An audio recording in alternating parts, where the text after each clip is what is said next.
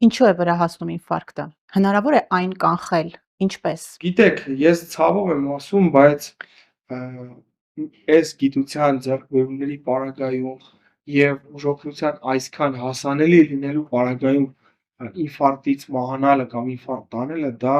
խոսում է մի բանի մասին, որ մարդիկ կամ լուրջ չեն վերաբերվում այն գանգատներին, որը պետք է ուշադրություն դարձնել, կամ որը որ ավելի քիչ է հավանական, ճիշտ տեղեր չեն դիմում օգնություն ստանալու համար։ Եվ տեսեք, ես անդրադառնամ սկզբին, լուրջ չվերաբերվելը։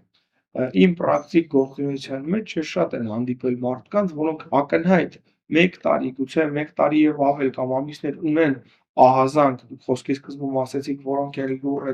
նշանները որ հուշում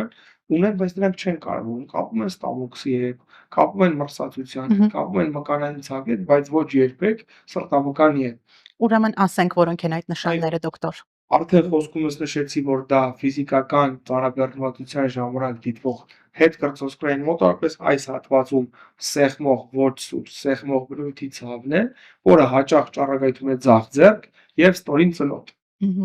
Դա եւ եթե դա արդեն տևեց 20 րոպե եւ ավել, արդեն պետք է անհանգստանալ, ուրեմն ստենոկարդիան, այսինքն այդ ախտանիշը վերածվում է ինֆարկտի։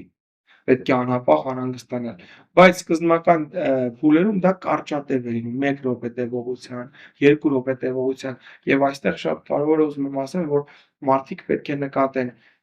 ենթադրենք գանգատները սկսել են իհայտ գալ 3 ամիս առաջ, բայց գնալով սկսել են ավելի շուտ-շուտ դիտվել այդ նոպաները ցավի, կամ սկսել է ցավի ուժգնությունը ավելի ուժեղանալ եւ այլն։ Այդ բոլորը ուշում են արդեն անկայուն վիճակի անցմանը եւ պետք է անհապաղ դիմել սրտաբանի,